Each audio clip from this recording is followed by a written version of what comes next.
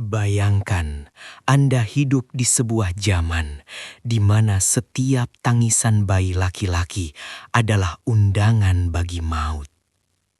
Bayangkan, Anda harus menghanyutkan darah daging Anda sendiri ke sungai berarus mematikan, justru demi menyelamatkan nyawanya dari pedang seorang raja yang mengaku sebagai Tuhan. Inilah kisah nyata dari masa lalu yang menggetarkan sejarah. Di bawah bayang-bayang piramida Mesir kuno yang megah, penguasa paling tiran, Firaun, mengeluarkan titah paling berdarah. Mimpi buruknya tentang kehancuran tahtanya dijawab dengan genosida kejam. Semua bayi laki-laki Bani Israel harus disembelih tanpa sisa. Jalan-jalan berdebu di perkampungan Goshen menjadi saksi bisu jeritan pilu para ibu. Pasukan Firaun bagaikan bayangan maut yang menyusup ke setiap sudut. Mendobrak pintu-pintu kayu rapuh, mencari setiap bayi laki-laki yang baru menghirup udara dunia.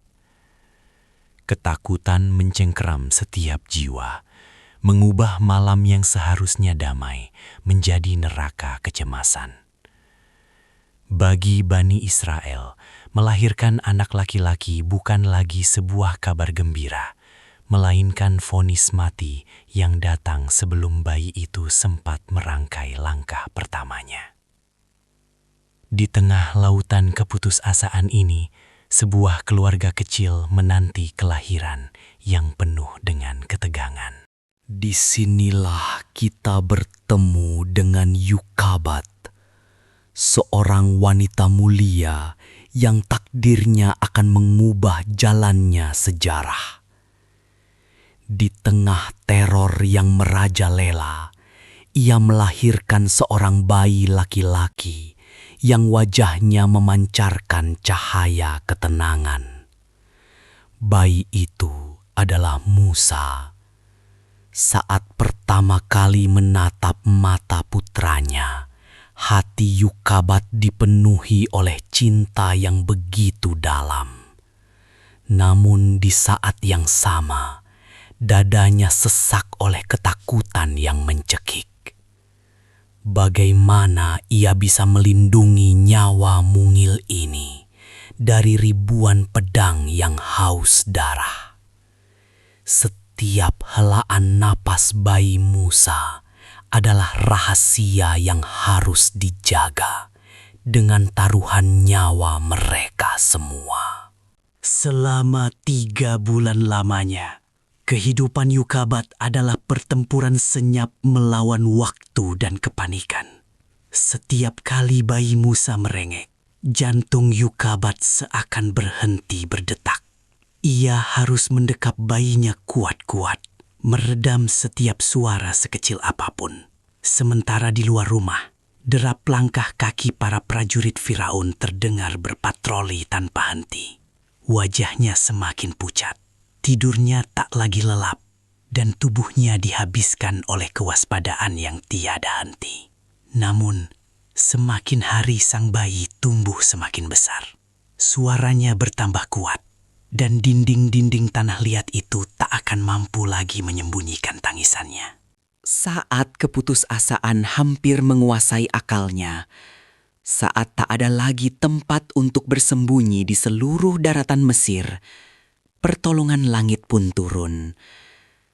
Allah tidak membiarkan hambanya yang beriman hancur dalam kesendirian. Allah mewahyukan ke dalam hati ibunda Musa sebuah ilham yang sangat di luar nalar manusia. Sang Pencipta memerintahkannya untuk menyusui bayi itu, dan jika ia merasa khawatir, ia harus menghanyutkannya ke sungai Nil. Sebuah perintah tanpa janji keselamatan yang terlihat oleh mata, melainkan menuntut batas tertinggi dari keimanan dan kepasrahan seorang ibu. Bayangkan betapa beratnya tangan Yukabat saat ia mulai merajut sebuah peti kecil dari papirus. Setiap helai batang yang ia anyam dibasahi oleh air matanya yang jatuh tanpa henti. Ia melumuri peti itu dengan aspal dan tanah liat agar kedap air, memastikan tak setetes pun air sungai yang dingin bisa menyentuh kulit lembut bayinya. Ia bukan sedang membuat peti mati, melainkan sebuah tabut keselamatan. Meskipun logikanya menjerit, bagaimana mungkin sungai yang buas bisa lebih aman daripada pelukan seorang ibu? Namun, iman di dadanya menundukkan semua keraguan itu. Tibalah saat yang paling menghancurkan hati. Yukabat menyusui Musa untuk terakhir kalinya, menatap wajah polos yang belum mengerti betapa kejamnya dunia yang menyambutnya. Ia mencium kening putranya dalam pelukan yang seolah tak ingin ia lepaskan selamanya. Ia menghirup dalam-dalam aroma tubuh bayinya, merekam setiap detail wajahnya di dalam ingatan terdalamnya. Ini adalah perpisahan yang terasa lebih perih daripada kematian itu sendiri. Menyerahkan buah hati kepada derasnya arus sungai raksasa adalah tindakan kepasrahan yang hanya bisa dilakukan oleh jiwa yang berserah total. Di bawah selimut malam yang dingin, dengan langkah yang gemetar dan lutut yang terasa kehilangan tulang, Yukabat berjalan menuju tepi sungai Nil. Suara gemuruh arus sungai di kejauhan terdengar bagaikan raungan monster yang siap menelan mangsanya. Setiap langkah yang diambilnya menjauh dari rumah adalah langkah yang merobek nuraninya. Namun, janji Tuhan menggema lebih kuat di dalam batinnya melampaui segala ketakutan. Ia tahu di balik gulita malam ini ada zat yang tak pernah tidur yang akan mengawasi putranya.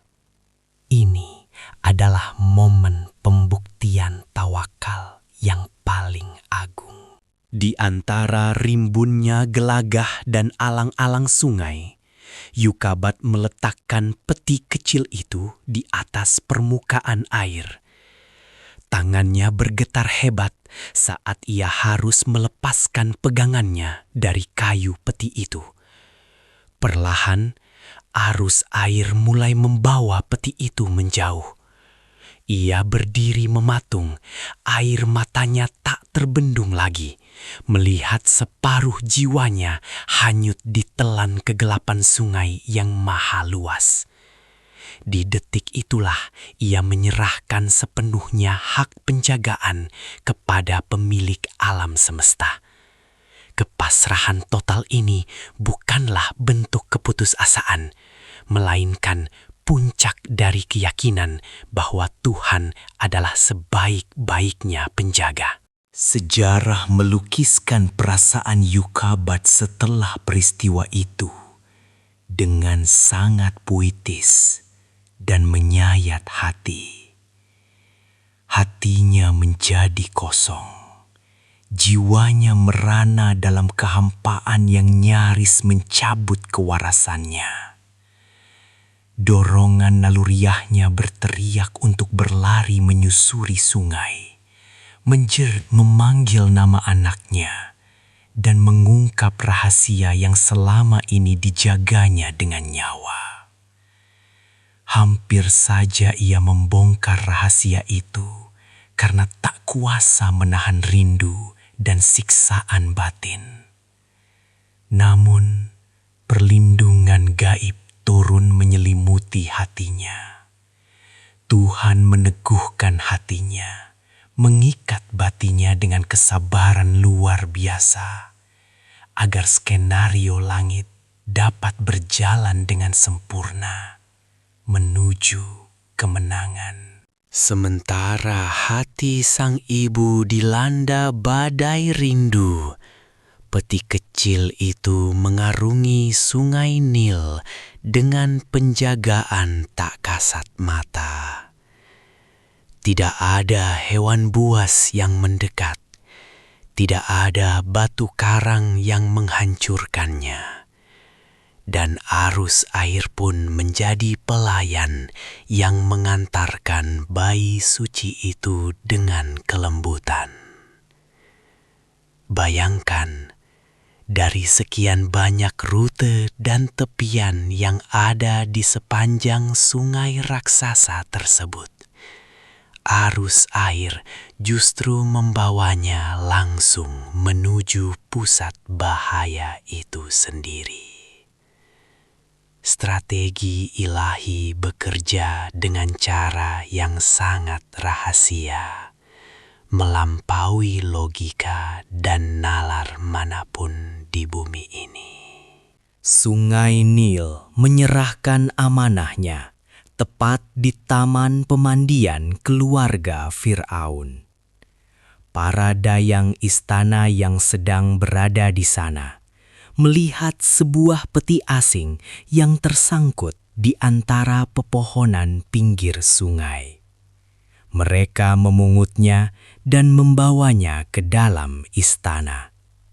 Di tempat yang menjadi pusat komando genosida, di rumah sang tiran pembunuh berdarah dingin itu, Musa justru masuk tanpa sepasukan tentara, melainkan melalui aliran sungai yang membawanya langsung ke sarang musuh terbesarnya. Disinilah ironi terbesar terjadi. Sang raja akan menyambut orang yang kelak akan menghancurkan kerajaannya.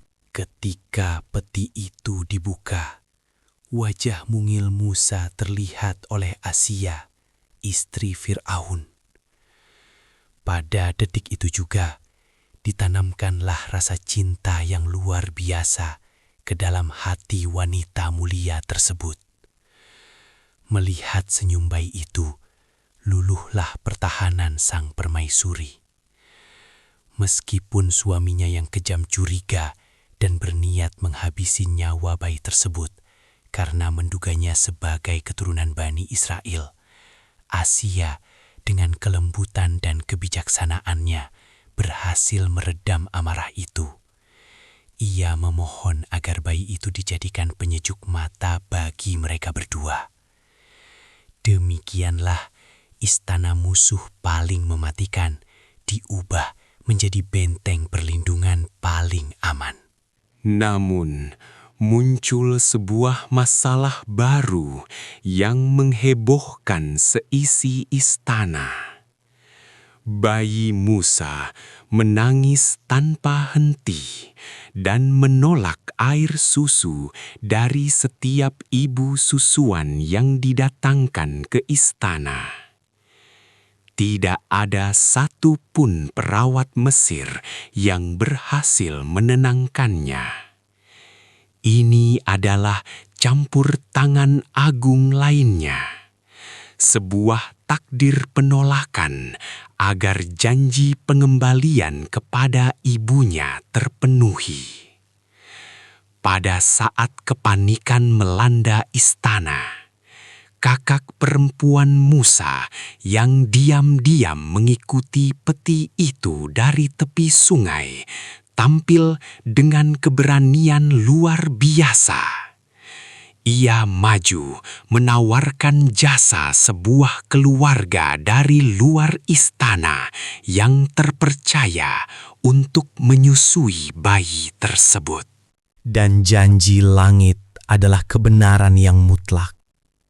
Yukabat didatangkan ke istana megah itu bukan lagi sebagai seorang ibu yang ketakutan dan bersembunyi dari kematian, melainkan sebagai tamu istimewa yang dipekerjakan secara resmi oleh Firaun sendiri.